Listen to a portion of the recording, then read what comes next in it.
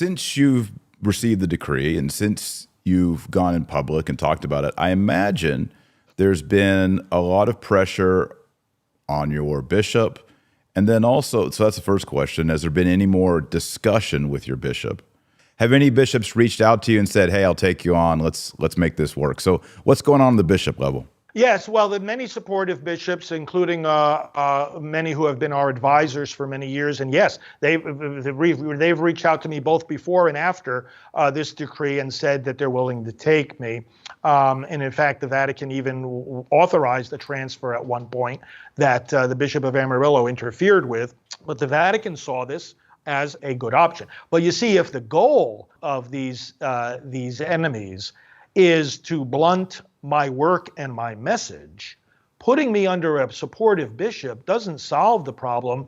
It compounds the problem, right? Because then I would have even more church support to go into even more places and bring the message even more widely with the at least tacit endorsement of the church. One thing people have to understand, as far as any communication with the Bishop of Amarillo, that has been non-existent for years. In fact, I was under orders from all my advisors and canonical team and see, this is not something that a priest like me undertakes on his own. This is not me doing things. There's a whole team involved. I have canonical advisors in the U.S. who work together with canonical advisors over in Rome, experts at dealing with the Roman Curia and cases like this. We've got a whole team of people and a whole lot of communication, much of which I'm not even directly involved in myself. So it's much more complicated than meets the eye. But if I've been under orders for a long time not to have any communication with this bishop, and for very good reason, because it has been evident that he has an animus against me. Let me give you another example. One of my chief canonical advisors from the United States was asked to come to Rome for a meeting at the Congregation for Clergy. This was at the time when they were deciding whether or not to authorize my transfer to another diocese. He flies to Rome, right? The meeting was supposed to be with him, officials of the Congregation for Clergy, and with Bishop Zurich of Amarillo. Zurich decided not to go to Rome. My canonical advisor flies to Rome, goes into the office of the Congregation for Clergy. The officials are there. The bishop gets on the phone. Your Excellency, good afternoon. We are going to start the meeting now. Is Father Pavone's canonical advisor there? Yes, he is here sitting in this room. I will not speak to you unless he leaves the room. They asked my canonical advisor to leave the room, and then the bishop, as related to us by a priest who was in the room, starts yelling at the cardinal prefect of the Congregation for Clergy. You people have got to get this priest under control. You are creating so many problems. This is terrible. They hung up the phone. They came out to my canonical advisor who was sitting in the hallway, and they apologized to him because there would not be a meeting. Then shortly after that, realizing that there was absolutely, positively no way that anything was going to be agreed upon between that bishop and me, that's when they authorized the transfer. They saw it for themselves in a way that they didn't want to see, or they didn't expect to see.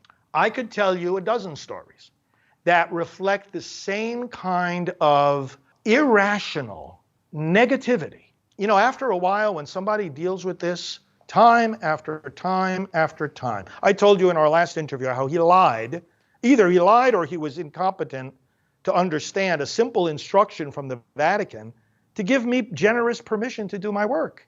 He told me just the opposite. No, I can't give you permission. They told me, Archbishop Morga told me. So I went to fly to see Archbishop Morga. He told me, no, I told him to be generous in giving you permission. After a while, you sit back and you say, I don't have time for this. I mean, this is not normal. It's not human. It's not respectful. It's not Catholic. This is not communication. You know what it reminds me of? Mother Angelica. They wanted to use it. They wanted it for themselves, but they didn't want her. They want the fruit. They want the fruit of the work. But they don't want her. They got to cut her out. And that was really a big struggle in her life. I mean, what do you think? I mean, you knew Mother Angelica. What do you think if she were alive and saw you laicize, what would she say? You know, I haven't thought of that particular question. I know You that she haven't? would Oh my say, goodness. no, no, but I know she would say that the approach I'm taking is the right approach, which is don't go off to a different denomination, don't rebel, knock at the door as long as it takes, this pope, the next pope, whatever, asking them to reconsider this decision, reinstate my priesthood. And in the meantime, with the support of the other leaders of the ministry, do your work. Do your work. Do good. The St. John Bosco saying, do good and let the birds sing.